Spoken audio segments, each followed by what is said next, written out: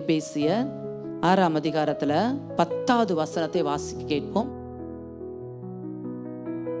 இந்த வசனத்தை சொல்றாரு பாருங்க, கர்த்தரிலும் அவருடைய சத்துவத்தின் வல்லமையிலும் என்ன செய்யணுமா? அவருடைய பலனை நீங்க பெற்றுக்கொள்ளணும் அப்படின்னா அவருடைய வல்லமை சார்ந்து கொள்ளணும். அவருடைய வல்லமை நம்மை பலப்படுத்தும், அதுதான் அர்த்தம். அவருடைய வல்லமை நம்ம என்ன செய்யும்? பலப்படுத்தும். இந்த வல்லமையை பெற்று அனுபவிக்கணும்னா நம்ம என்ன செய்யணும்? எங்க அவருடைய வல்லமை இருக்கு அப்படின்னா வாசிக்கலாம். 1 நாளாகமம் 29ஆம் அதிகாரம் எடுத்துக்கலாம். அதில் 11-12.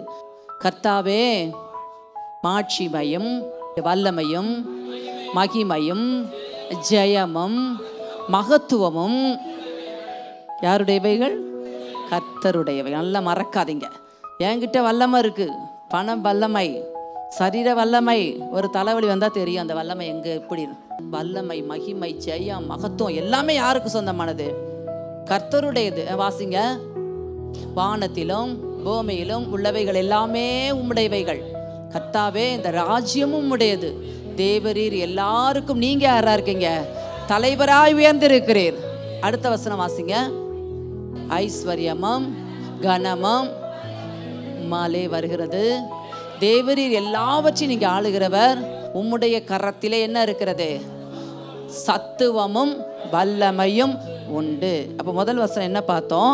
கர்த்தரிலும் அவருடைய சத்துவத்தின் வல்லமையிலும் நம்ம என்ன செய்யணும்? பலப்படணும்னு சொன்னோம். அப்ப அது எங்க இருக்கான்? அவருடைய கரத்திலே இருக்கிறது. எது? சத்துவமும் வல்லமையும். இப்போ அவர் கரத்தை நீங்க பிடிச்சா அவர் கரத்திலிருந்து பிறப்புகிற வல்லமை உங்களை பலப்படுத்தும். எத்தனை பேர் என் கூட இருக்கிறீங்க? ஹல்லேலூயா. அவருடைய கரத்தை பிடித்துக் கொள்ள வேண்டும். அவருடைய கரம் நமக்கு வல்லமையை கொடுக்கும்.